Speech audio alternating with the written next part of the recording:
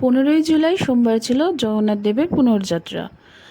আজ ছিল উল্টো রথ, মানে জগন্নাথ দেবের পুনর্যাত্রা। মাসির বাড়িতে জগন্নাথ দেব থেকে এলেন ভগিনী সুভদ্রা ও ভ্রাতা বলরামকে নিয়ে। 8 দিন থেকে এলেন। আজ ছিল পুনর্যাত্রা। সো হ্যালো এভরিওয়ান, কেমন আছো সবাই? আশা করি সবাই ভালো আছো। Welcome to our new mini blog. So ভিডিওটি স্কিপ না করে দেখো, ভালো লাগলে অবশ্যই একটা লাইক করে দিও আর কমেন্ট সেকশনে জানিও। আজ আমরা চলে গেলাম উল্টো রথের দর্শন করতে। আর ঢুকেই দেখি মেলা বসে গেছে। ভিড় ছিল, প্রচণ্ড ভিড় ছিল। যেতে যেতে একটু সন্ধ্যা হয়ে গেছে ঠিকই, কিন্তু ভিড় কিন্তু তবুও কমেনি, বরঞ্চ বেড়েই যাচ্ছে। এখানে বিভিন্ন রকমের ফলের দোকান বসেছে, বিভিন্ন রকমের চিনি কলার দোকান বসেছে। সেখান থেকে চিনি কলা নিয়ে নিলাম জগন্নাথ দেবেরকে অর্পণ করবো বলে। আর এখানে দেখো কি সুন্দর বেলুনের দোকান বসেছে দুটো, বিভিন্ন রকম বাচ্চাদের খেলনাও রয়েছে। এরপর চলে এলাম ঠাকুরের কাছে। জগন্নাথ দেবকে দর্শন করতে করতেই শুরু হয়ে গেল বৃষ্টি। বৃষ্টি শুরু হতে না হতেই মেলাটা কেমন যেন ছন্নছাড়া হয়ে গেল।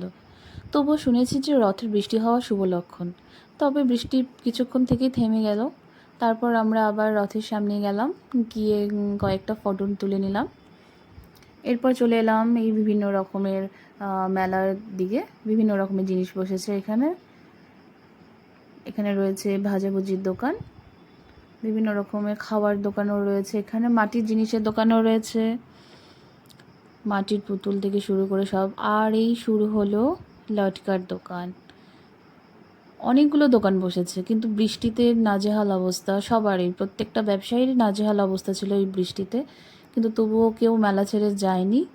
ভক্তদের ভিড়ও যেমন ছিল, ব্যবসায়ীদের মনে আগ্রহও তেমন ছিল। এই ছিল। আর এই চলে এলো জিলিপি। মেলা মানেই তো জিলিপি, আর রথের মেলা মানে জিলিপি তো খেতেই হবে।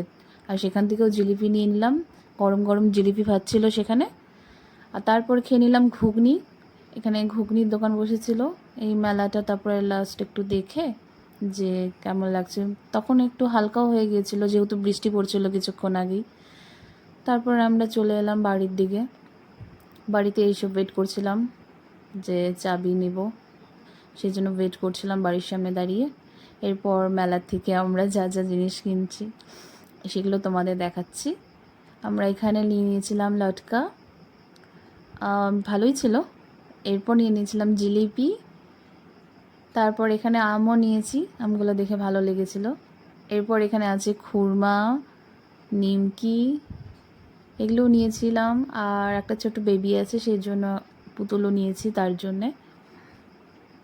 এই ছিল আমাদের রাতের ডিনারে নিয়েছিলাম বিরিয়ানি দিয়ে আজকে দিনটা শেষ করলাম। ভিডিওটিতে অবশ্যই একটা লাইক করে দিও আর কমেন্ট করে জানিও কেমন হয়েছে। So thank you for watching, tata.